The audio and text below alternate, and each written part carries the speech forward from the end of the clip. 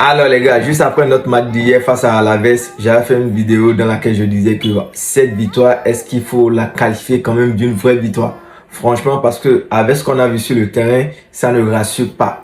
Franchement, ça ne rassure pas. Et il savait que j'ai eu bien raison. Regardez cette vidéo de Flick juste après le match, quand Rafinha partait le consoler, alors qu'on a fait 3-1. Le gars lui-même, il sait que ce qui se passe sur le terrain, c'est vraiment pas ça.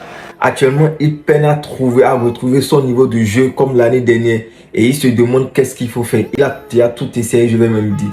Voilà, il a changé au niveau de la défense, au niveau du milieu de terrain. Bon, pour l'instant, on va se dire c'est à cause des multiples blessures que nous avons enchaînées.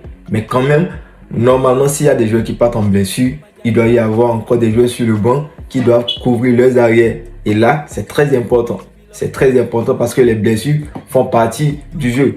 Les blessures font partie du jeu. En tout cas, j'espère quand même qu'on va regagner notre niveau de l'année dernière et encore dépasser ce niveau-là. Parce que je répète, si on doit garder ce niveau actuel jusqu'à la fin de la saison, c'est mieux de ne plus aller jouer en Ligue des Champions.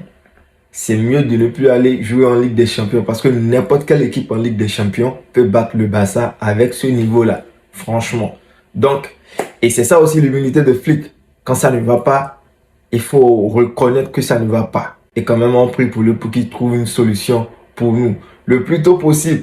Le plus tôt possible.